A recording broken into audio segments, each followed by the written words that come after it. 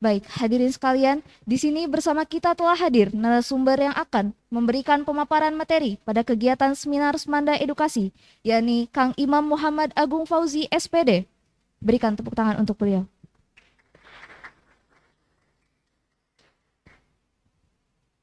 Baik, sebelum Kang Imam memaparkan materi pada kegiatan seminar ini, izinkan saya untuk membacakan biodatanya terlebih dahulu.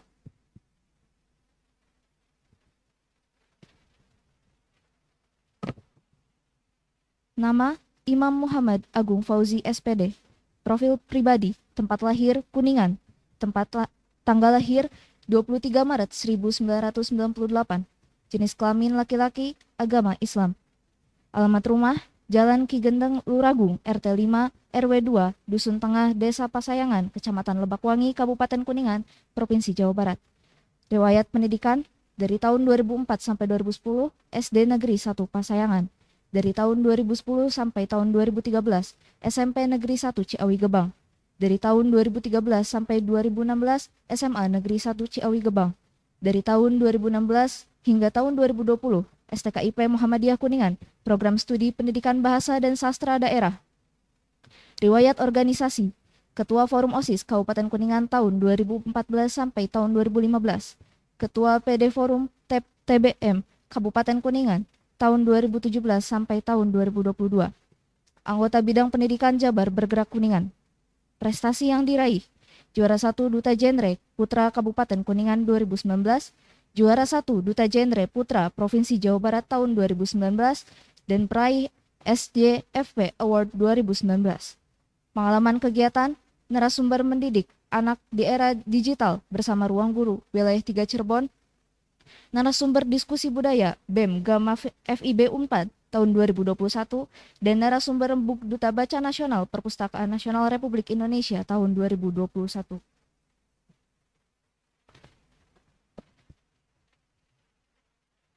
Hadirin sekalian, langsung saja marilah kita bersama-sama menyimak penyampaian materi yang akan disampaikan oleh Kang Imam Muhammad Agung Fauzi, SPD, selaku narasumber kita pada kegiatan seminar hari ini. Kepada Kang Imam, waktu dan tempat kami persilakan. Baik, terima kasih ya. Luar biasa sekali ini. Selamat pagi semuanya. Assalamualaikum warahmatullahi wabarakatuh. Sampurasun. Saya izin buka masker boleh? Ya. Alhamdulillahirabbil alamin wa bihi nasta'inu ala umuri dunya waddin. Rabbi shrahli sadri wa yassirli amri wahlul 'uqdatam min lisani yafqahu qawli yafqahu ya alim amma ba'd. Yang saya hormati Kepala SMA Negeri 2 Kuningan atau yang mewakili beserta seluruh jajaran Dewan Guru, staf tata usaha, dan juga teman-teman dari pengurus OSIS dan pengurus MPK ya yang hadir, serta seluruh siswa-siswi SMA Negeri 2 Kuningan yang mungkin menyaksikan secara virtual ya di kanal YouTube. Mudah-mudahan selalu dalam lindungan Allah Subhanahu wa taala, Tuhan yang Maha Kuasa, dan diberikan kelancaran dan kemudahan dalam menuntut ilmu di SMA Negeri 2 Kuningan. Puji syukur mari kita panjatkan kehadirat Allah Subhanahu wa taala karena atas nikmat dan ridhonya pada kesempatan pagi yang cerah ini, dalam keadaan sehat, teman-teman semua bisa hadir dan mengikuti kegiatan seminar yang mudah-mudahan membawa kebermanfaatan untuk kita semua. Amin ya Allah ya Rabbal alamin. Salawat serta salam semoga tak curah limpah kepada junjungan kita semua, Nabi Agung Nabi Muhammad Sallallahu Alaihi Wasallam, kepada para keluarganya, para sahabatnya, dan tak lupa kepada kita selaku umatnya yang insya Allah akan taat dan patuh pada ajarannya hingga akhir zaman. Amin ya Allah ya Rabbal alamin. Teman-teman yang saya cintai dan saya banggakan, pada kesempatan pagi hari ini merupakan sebuah hal yang sangat luar biasa.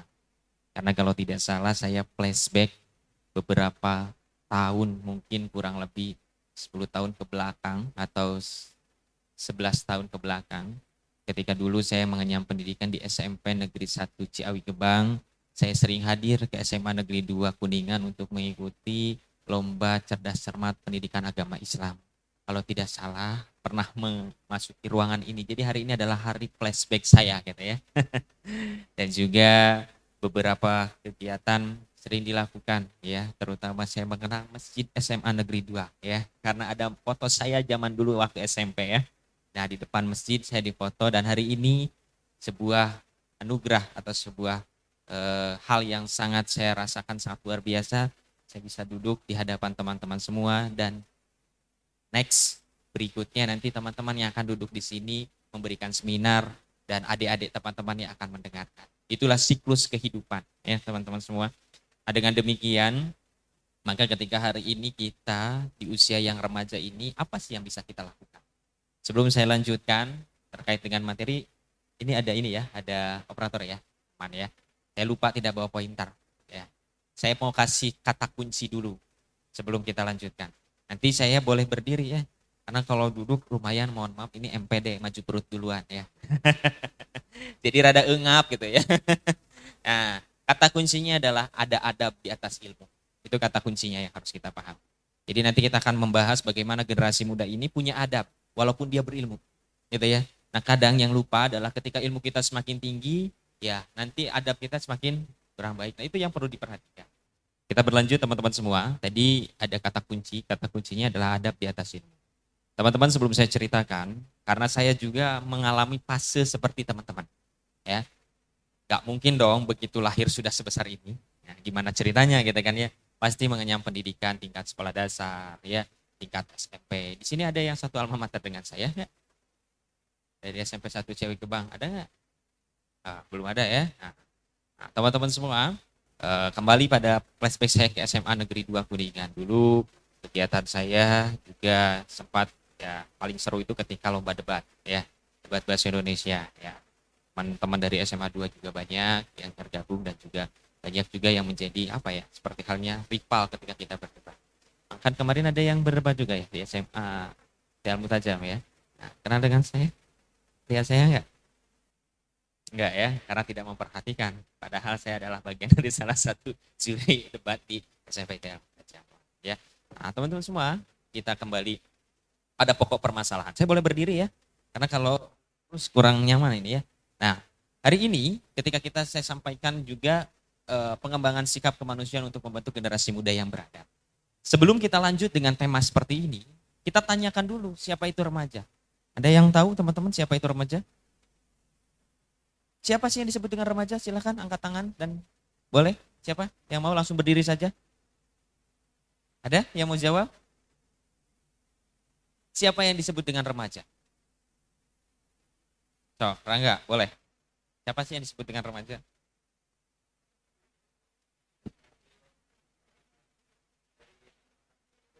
Dari anak-anak ke dewasa. Oke. Ada lagi yang mau menjawab? Oke. Kalau tidak ada, boleh di next slide-nya. Nah, siapa itu remaja? Kita lihat. Menurut Badan Kependudukan Keluarga Berencana atau BKKBN Republik Indonesia, rentang usia remaja adalah 10 sampai dengan 24 tahun dan belum menikah. Ada kata dan ya, ingat. Kalau dan berarti harus dikatakan remaja itu berarti belum menikah. Tapi kalau atau beda ceritanya. Ya, pilihan kan. Kalau dan sudah tidak bisa dipilih. Berarti kedua pengertian ini bahwa yang pertama adalah remaja itu usianya 10 sampai dengan 24 tahun dan belum menikah. Di sini ada yang sudah menikah. Belum kan ya? Ya, oke. 27,88% penduduk Indonesia adalah remaja atau sekitar 48,27 juta jiwa. Nah, teman-teman ini adalah bagian dari persentase ini. Ya. Maka ada yang dikenal dengan bonus demografi. Apa yang dimaksud dengan bonus demografi? Ada yang tahu?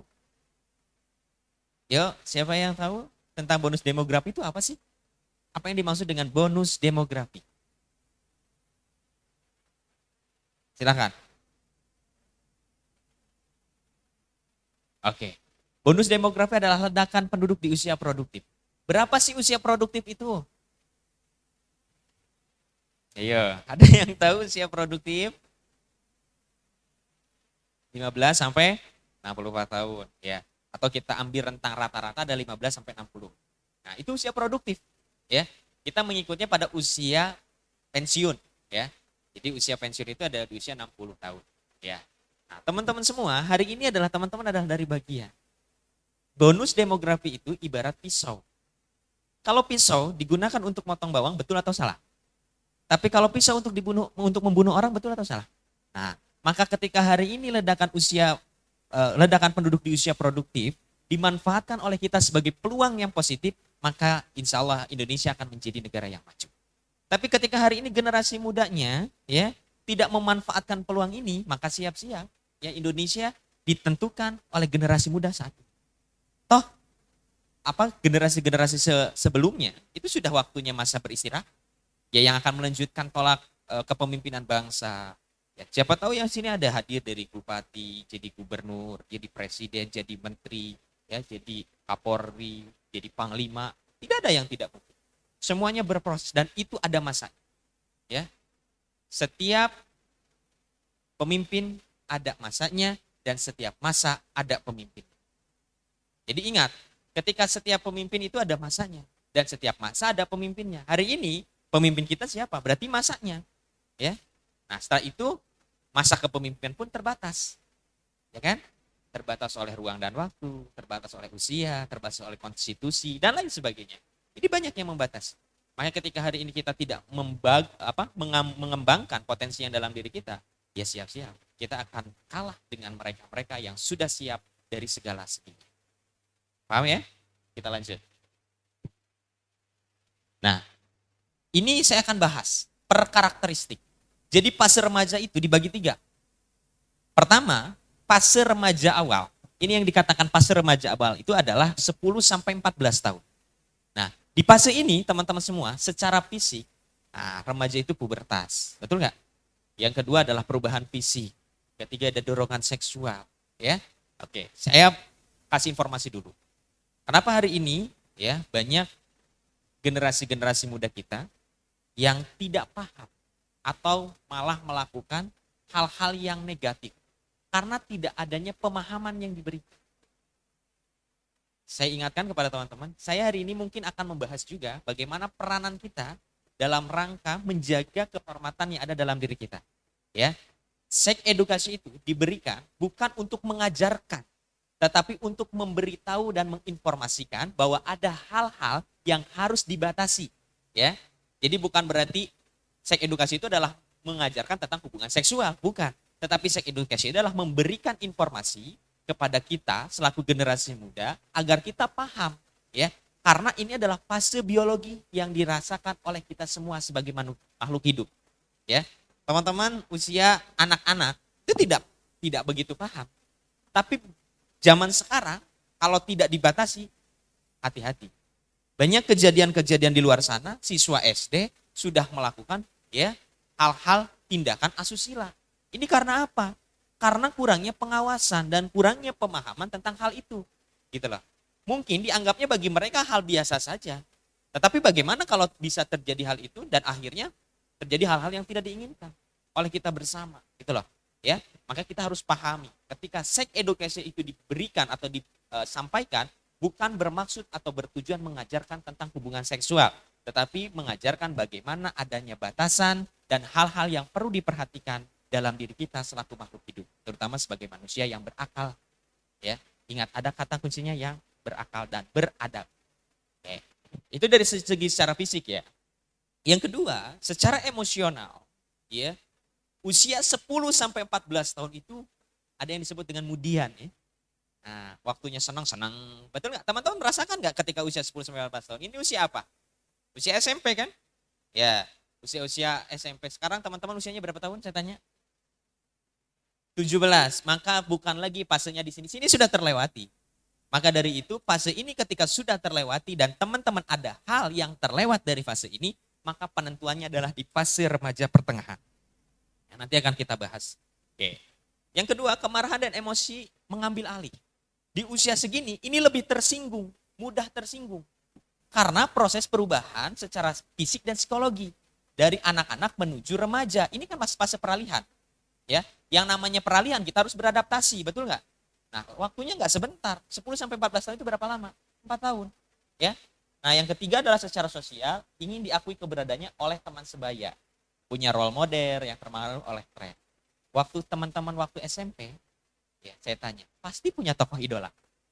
Bahkan sampai mengkoleksi foto-fotonya dipajang itu di kamar-kamar. Ya. Nah, dulu ada zamannya boy band Smash, ya. Zaman-zaman saya tuh dulu ya. Teman-teman mengalami nggak? Cowboy Junior, ya.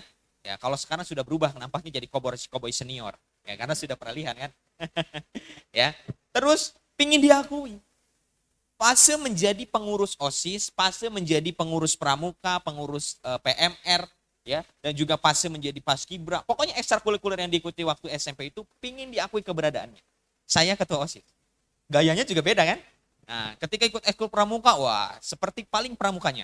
Ya, ketika ekskul PMR seperti paling yang mengerti tentang kepalang merahan. Nah, itulah fase di mana kita ingin diakui keberadaan oleh publik, oleh teman-teman sebaya. Ketua kelas di kelas juga beda ceritanya ya. Kalau waktu zaman ini tuh zaman-zamannya, oh saya ketua kelas itu kan ya. Bendahara adalah orang yang paling tidak disukai oleh teman sekelas. Mungkin sampai sekarang juga sama ya. Nah, karena seperti halnya debt collector, setiap minggu selalu nagih uang kas. Ya. Nah, oke. Ini adalah fase di mana teman-teman sudah melampaui itu semua. Ya, oke. Selanjutnya, nah di sini ini adalah fase teman-teman. Ya, saya sudah terlewat, di sini sudah tidak masuk. Karena fase saya fase di remaja akhir dan ini adalah tahun terakhir saya berada di proses fase remaja. Tahun depan sudah beda cerita, itu adalah peralihan dari remaja menuju dewasa, ya. Nah, nanti dari dewasa menuju tua. Transisi kehidupannya sudah mulai beberapa yang dilalui, ya. Teman-teman berpendidikan hari ini masih kelas berapa? Kelas 10, kelas 11 ya. Ya, kelas ada yang kelas 11, mana kelas 11? Tunjukkan tangan. Kelas 12. Oh, enggak ada ya, kelas 10, kelas 10. 10. Nah, teman-teman kelas 10 nanti akan naik ke kelas 11, betul nggak? Kelas 11 akan naik ke kelas 12, atau mau tinggal kelas aja? Oh enggak ya, jangan sampai ya, nggak enak ya, apalagi ditinggal pas sayang-sayangnya. Itu yang paling nggak enak kan, sakitnya tuh di sini ya, karasa dadasna maksud nama gitu ya. Nah, karakteristik remaja usia 15 sampai 19 tahun. Nah, ini adalah fase teman-teman. Ya, kita akan lebih bahas di sini karena ini adalah apa yang dirasakan oleh teman-teman semua. Di sini yang pertama, fisik mulai nyaman dengan kondisi fisik. Karena ada perubahan ya. Kadang kita gaya rambut juga beda-beda kan. Saya itu dari dulu terkenal dengan jambulnya ya. Nah, makanya sampai sekarang jambulnya masih tetap utuh. Ya. Kalau kena helm sedikit, siap-siap jambul harus kembali meningkat gitu kan ya. Nah, maka sekarang saya berdoa semoga harga minyak rambut tidak naik ya. Karena kalau harga minyak rambut naik saya repot nanti pakai minyak apa nih ya. Jangan sampai saya pakai oli gitu kan. Ya. Nah, yang dipikirkan oleh saya itu bukan harga minyak goreng, tetapi harga minyak rambut. Kalau minyak rambut mahal, wah repot nanti ya. Saya harus gimana ceritanya nih rambut supaya bisa tertata. Apa namanya jambul anti badai ya. Oke. Mulai nyaman dengan kondisi fisik. Teman-teman hari ini mungkin mulai nyaman ya dengan kondisi tubuh ya. Mungkin ada yang ingin memperbaiki peningkatan dari kondisi tubuhnya atau fisiknya gitu kan ya. Di mana kita hari ini mulai menata apa? Menata penampilan. Karena di sini adalah masa-masanya pubertas tingkat 2 ya. Di mana kita sudah mulai menyukai lawan jenis ya. Dimulai sebenarnya dari usia 10 sampai 14 tahun. Karena di sana ada fase di mana teman-teman yang perempuan mengalami menstruasi, laki-laki mengalami mimpi basah, ya. Nah, di sini ada yang belum mengalami mimpi basah? Huh? Oh, sudah semua ya. Maka hati-hati. Saya katakan hati-hati. Berarti teman-teman sudah memasuki masa subur. Perempuan juga semuanya sudah masa menstruasi ya. Berarti teman-teman harus menjaga kehormatan dalam dirinya masing-masing. Oke. Yang kedua, membutuhkan waktu istirahat lebih banyak. Mudah lelah. Di fase-fase sekarang itu, teman-teman tuh karena perubahan kondisi, ya. Nah, di sini kadangkala kita udah capek ya, sering ngantuk, betul nggak? Udah pengennya istirahat, ya. Nah, ini adalah fase-fase di mana perubahan-perubahan yang terjadi dalam diri kita. Harus dipahami dan itu memang sudah menjadi kajian, ya. Yang mana kita pasti mengalami itu, walaupun ada sebagian yang tidak mengalami seperti itu. Tergantung dengan situasi dan kondisi juga. Nanti kita bahas di sosial dan lain sebagainya. Yang ketiga adalah berani melakukan eksplorasi baru. Nah, ini di masa-masa ini kita mencari jati diri, betul nggak? Apa yang belum pernah kita lakukan, kita coba. Maka hati-hati teman-teman. Di dalam fase ini, teman-teman semua adalah teman-teman yang harus menjaga dirinya dan teman-teman yang lain. Jadi minimal dengan teman sekelasnya itu harus saling jaga, ya. Dengan teman-teman lingkungannya juga harus saling jaga. Jangan sampai terjerumus pada hal-hal yang tidak diharapkan oleh kita bersama, ya. Keempat, mulai memperhatikan penampilan fisik. Nah, tadi ya, dengan nyaman dengan kondisi fisiknya, sudahlah kayaknya berat badan saya ideal gitu kan ya. Nah, terus kalau belum ideal, kayaknya saya harus makan makanan yang lebih banyak lagi nih supaya berat badan saya ideal dengan tinggi badan saya. Nah, setelah itu stylish juga diperhatikan di usia ini. Ya, entah itu gaya rambut, gaya berpakaian, menggunakan minyak wangi atau parfum gitu kan. Itu sudah punya ciri khas. Di fase-fase ini adalah fase-fase teman-teman ya sekarang. Ya, gimana caranya kita itu bisa dilihat oleh teman-teman yang lain itu menjadi sosok yang misalkan pandai atau akademisi ya. Nah, ini adalah fase-fase perubahan di sini. Ya, sampai dengan nanti teman-teman masuk kepada jenjang mahasiswa awal. Nah, ini adalah proses di mana kita secara fisik ya. Nah, kelihatan kan yang laki-laki ya sudah mulai tumbuh jakun, betul nggak? Ya, suka iseng kan temannya ketika nenggak gitu kan ya. Nah, itulah kejadian yang terjadi di negara kita ya. Tapi hanya terjadi di kota-kota besar. Ya. Kedua, emosi seringkali berjalak dengan orang tua. Betul atau betul? Betul. Hari ini tuh banyak teman-teman yang tidak cerita kepada orang tuanya walaupun teman-teman punya masalah. Dan jarang berkomunikasi dengan orang tua. Karena di sini kalian selalu mengatakan, ketika orang tua menyuruh A, B, dan C, anggapan kalian adalah saya bukan anak kecil lagi. Jangan panggil aku anak kecil, Paman. Nah. Ya, jangan panggil aku anak kecil, Paman ya. Atau jangan panggil aku anak kecil, Mama. Gitu kan ya. Karena saya sudah dewasa. Ya. Nah, di sini jarang berkomunikasi. Satu karena kesibukan teman-teman, ya, sekolah, ekstrakurikuler, terus pemantapan melalui les ya, ataupun bimbingan belajar lainnya gitu. Teman-teman juga banyak kerja kelompok, bahkan mungkin sering aktivitas dengan teman-teman lainnya, gitu ya. Nah, maka ada waktu yang tidak ini. Kapan pertemunya? Ya, mungkin seminggu sekali atau makan juga sudah mulai jarang bersamaan ya dengan keluarga itu adalah quality time yang ditunggu-tunggu sebenarnya, ya. Nah, kedua, keberadaannya ingin dianggap. Nah, ini kalau tadi ingin diakui, sekarang ingin dianggap. Kalau pengakuan saja mah, oh iya dia ketua OSIS selesai. Tapi ingin dianggap. Artinya ini saya ketua OSIS, ini saya ketua kelas, ini saya ketua organisasi A, B, dan C. Ini ingin dianggap. Keberadaannya ingin dianggap. Atau mungkin saya mahasiswa atau saya siswa gitu kan ya. Ini keberadaannya ingin diakui oleh banyak orang dan dianggap bahwa dia itu ada. Ya, betul atau betul? Terasa ya sama teman-teman kalau nggak dianggap tuh sakitnya tuh di sini. Ya. Nah, ketika teman lain, si eta tapaleun aya urang gitu nya. Kan urang teh saha gitu kan ya. Saha sama nih. Ya gitu kan ya. Maneh saha deui gitu kan ya. Ya gitu kan aing jomblo gitu kan ya. Sok ek naon cenah. Ya. Oke. Yang kedua adalah yang ketiga adalah tidak bisa diatur. Nah, fase di sini kenapa dikatakan tidak bisa diatur? Karena kita ingin mencari jati diri kita. Ya. Ketika ada orang yang menyampaikan nih di fase ini, kamu tuh harus begini. Gimana saya saja? Ini kehidupan saya, kenapa Anda yang repot? Nah, ini pemikiran-pemikiran terjadi ini adalah di fase remaja pertengahan. Kalau ini harus dikatakan, teman-teman coba memposisikan teman-teman supaya nanti pada fase remaja berikutnya, teman-teman tidak keteteran karena melewati fase-fase yang terjadi pada remaja pertengahan. Di sini, ya ketika ada aturan yang dibuat, contoh tadi kan, tidak suka ketika masuk sekolah misalkan jam 7 itu harus sudah di kelas supaya hak dan kewajiban teman-teman terpenuhi. Tapi kenyataannya karena posisi di remaja yang kedua ini adalah tidak bisa diatur, kumaha cek kurang. Nah, ini yang perlu jadi catatan. Jadilah diri sendiri tapi ulah kumaha karep. Itu ada catatan ya.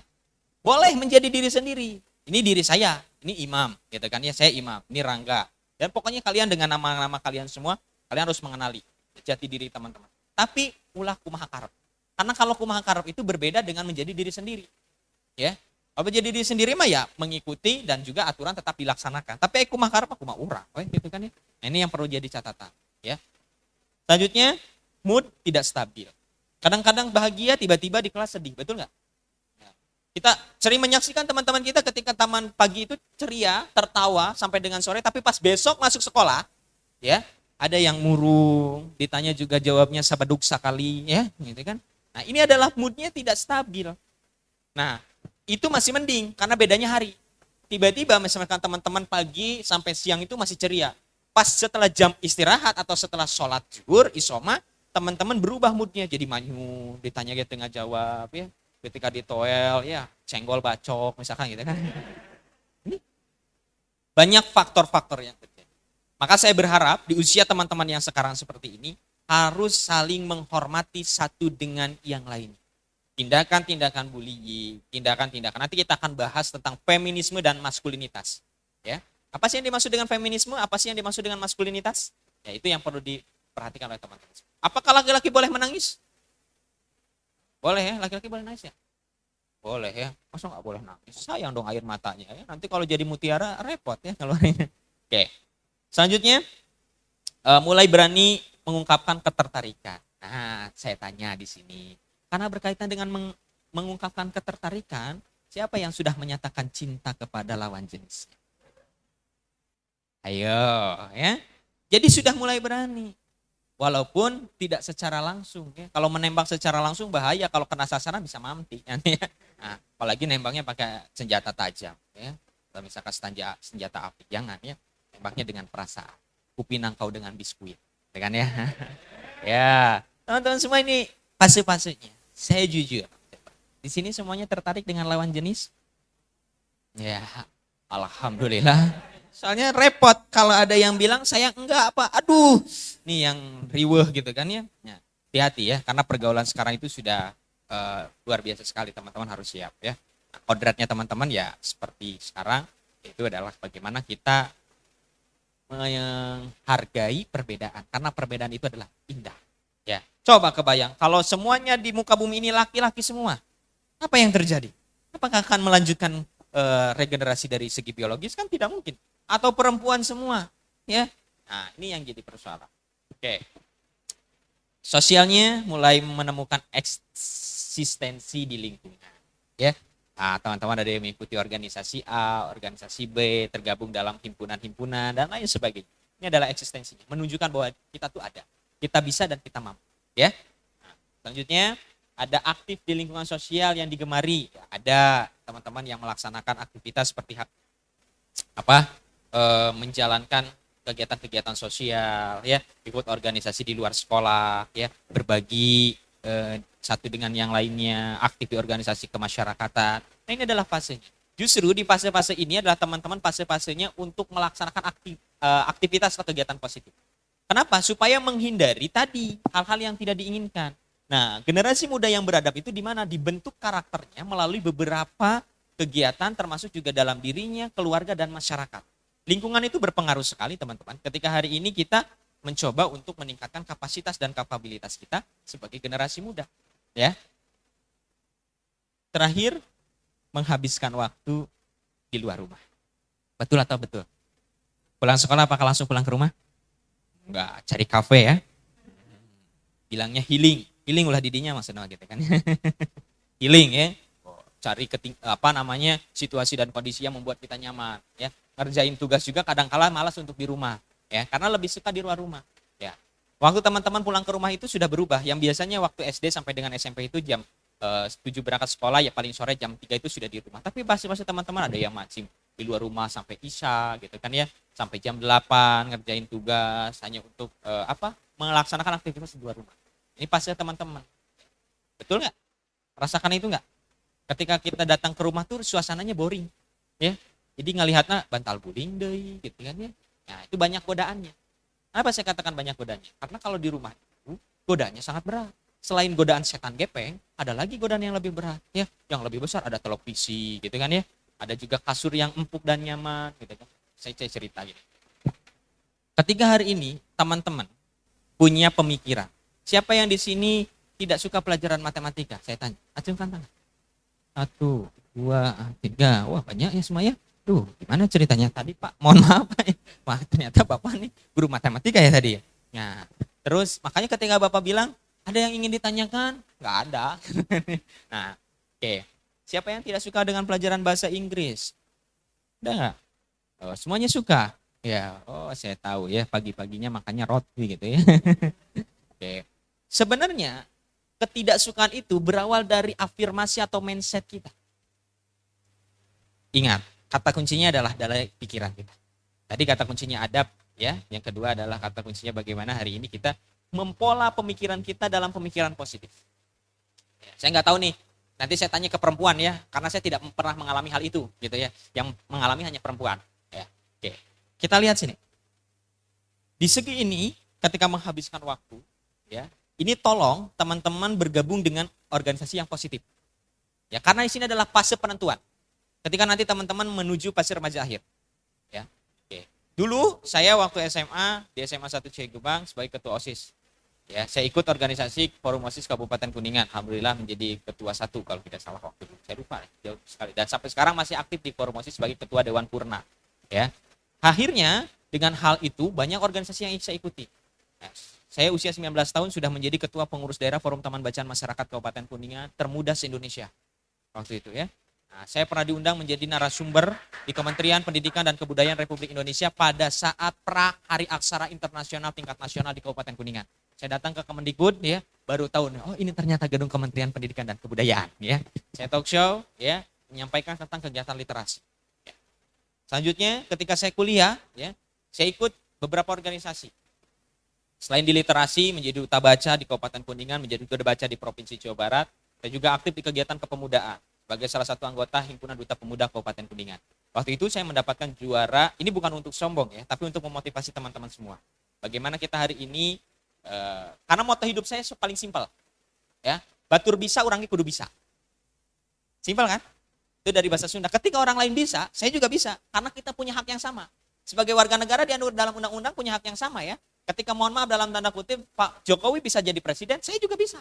Karena saya warga negara Indonesia, ya, termasuk dalam undang-undang juga berhak memilih dan dipilih, itulah. Maka kita punya hak yang sama.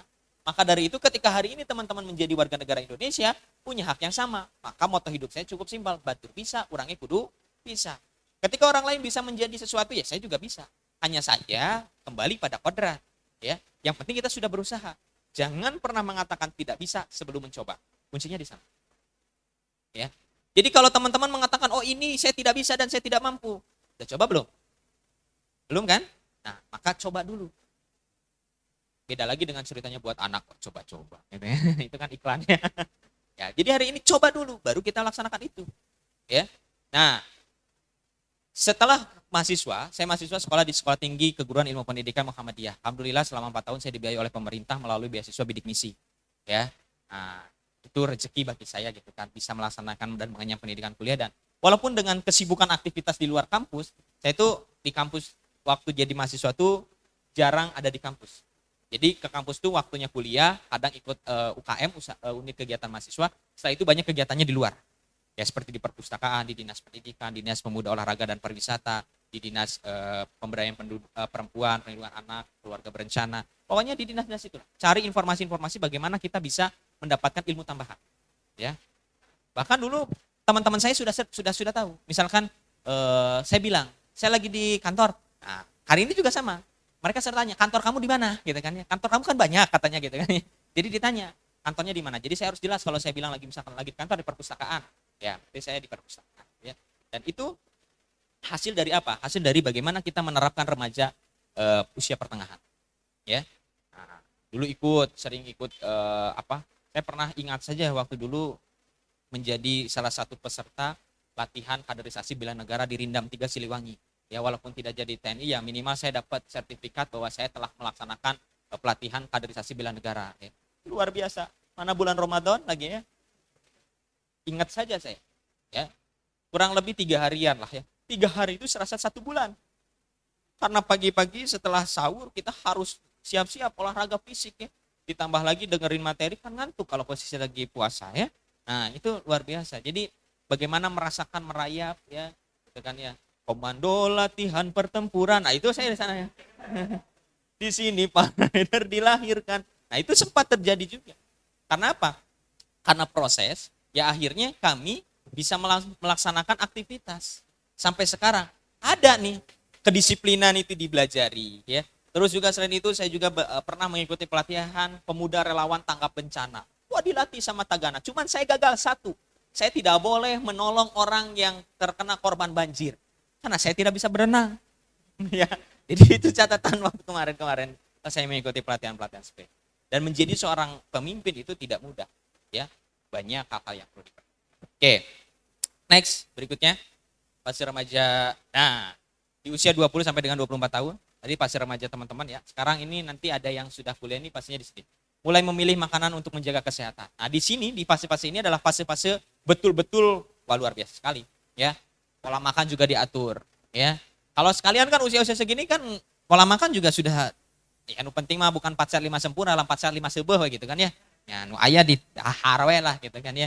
Dan paling seneng teman-teman ini usia-usia seperti ini makanan-makanan yang aneh. Ya. Kalau ada tulisannya misalkan makanan yang aneh misalkan sop kura-kura bener makanan dicari ya. Atau misalkan ya misalkan satu makanan ya balado kecoa gitu kan. Ya, ini makanan-makanan yang aneh-aneh. Kenapa? Di usia segini itu teman-teman senang makan pedas. Betul gak? Yang perempuan nih. Satu hari tidak ketemu bumbu pedas, wah ini rasanya 1 bulan gitu kan ya. Apalagi dulu waktu PPKM teman-teman kelas berapa? Kelas 10 ya? Yang kelas 10 ya? Nah yang kelas 10 kan baru sekarang kelas 11 melaksanakan pertemuan tatap muka kan. Nah itu dulu kenapa teman-teman kok bisa terjadi sekolah di rumah? Sebenarnya ini doa teman-teman yang dikabulkan oleh Allah. Dulu kan teman-teman bilang begini, andaikan semua tanggal merah, ya kan? Nah Allah kabulkan tuh, ya. Dengan adanya pandemi COVID-19, bukan lagi 1 bulan, 1 tahun Anda ngebelajar di rumah ya. Nah akhirnya apa? Terasa bahwa teman-teman, oh iya, saya ternyata doanya jangan begitulah. Hati-hatilah ya dalam berdoa ya. Jangan nanti kalian teman-teman, andaikan libur semua, ya udah nanti libur lagi, gitu ya. Sekarang mah sekalian berdoa, ya Allah kapan kita masuk sekolah, akhirnya Allah kabulkan teman-teman masuk sekolah lagi kan. Nah maka hati-hati dalam berdoa ya. Nah terus memperhatikan bentuk tubuh nih di usia 20 sampai dengan 24 tahun. Wah, lihat ke kaca, apakah tubuh saya sudah jadi Samson? Belum ya. Apakah tubuh saya sudah jadi Kapten Amerika? Oh, belum juga gitu kan ya. Maka banyak hal-hal yang dilakukan dari pola makan, pola istirahat, pola olahraga juga di sini mulai ditata. Punya ciri khas dan gaya berpenampilan. Ini ciri khas saya, gaya berpenampilan saya.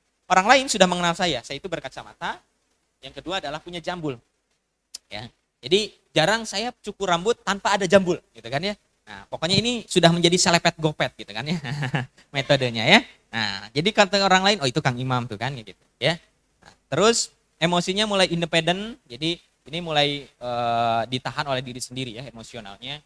Bagaimana kita juga banyak orang yang tadinya waktu SMP-nya aktif dan SMA-nya aktif tiba-tiba saat jadi mahasiswa jadi introvert. Ya, jadi pendiam, jadi perubahan atau sebaliknya. Ketika dari masa remaja awal dan pertengahannya itu adalah introvert, bisa jadi di masa ini adalah masa dia berubah menjadi orang yang sosial, gitu ya. Nah, kedua fokus pada karir dan masa. Nah, di sini sudah lagi tidak membicarakan bagaimana pacaran, tapi bagaimana kita bisa menata rumah tangga. Ya, usia saya itu sudah tidak mencari buat hanya kesenangan semata, tapi di usia sini adalah usia-usia di mana kita hari ini di usia 20 sampai dengan 24 tahun itu untuk menata karir dan masa depan. Ya nanti teman-teman akan merasakan itu. Tunggu ya, ada masanya, jangan merasakan sekarang. Ya, nikmati dulu pasti sekarang ya. Nah, mendekati kembali pada keluarga dan teman akrab. Betul nggak? Di sini sering terjadi di mana kita kembali lagi cerita mah, tahu nggak kerja di sini. Cerita ke itu. Terus nanti pengen menikah seperti ini. Ini mulai membuka komunikasi lagi dengan keluarga dan mencari teman-teman. Karena dulu terpisah oleh pendidikan. Ya. Biasanya ini kan ada nanti teman-teman akan merasakan. Mungkin sekarang punya bestie ya. Bahasanya apa ya?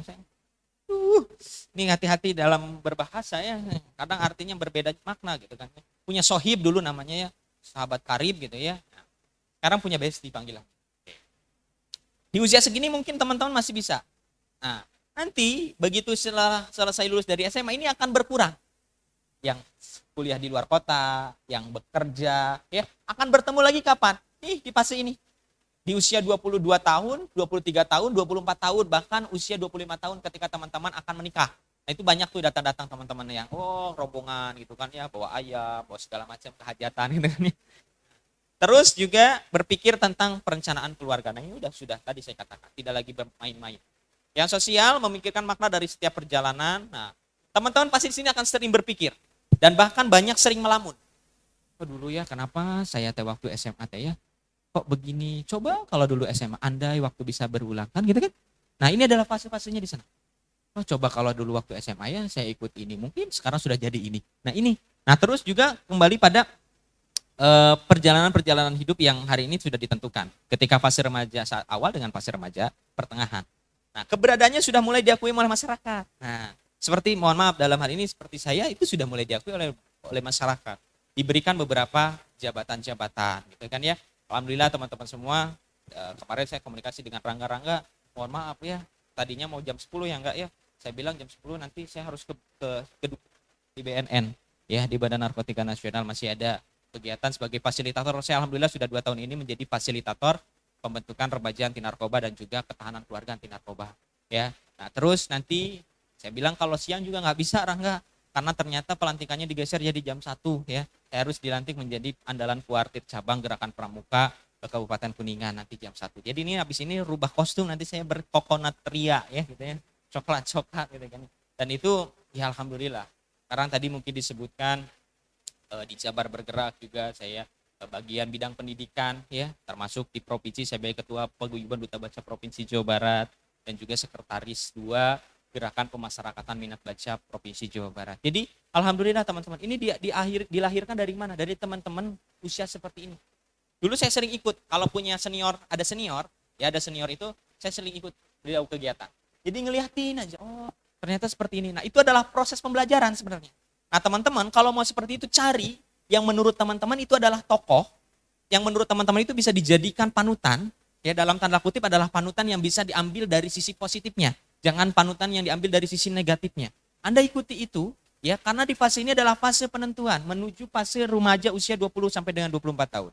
Ya, terus muncul tuntutan dan tekanan sosial. Pasti di sini banyak yang bilang, kapan kamu nikah? Ah, kan?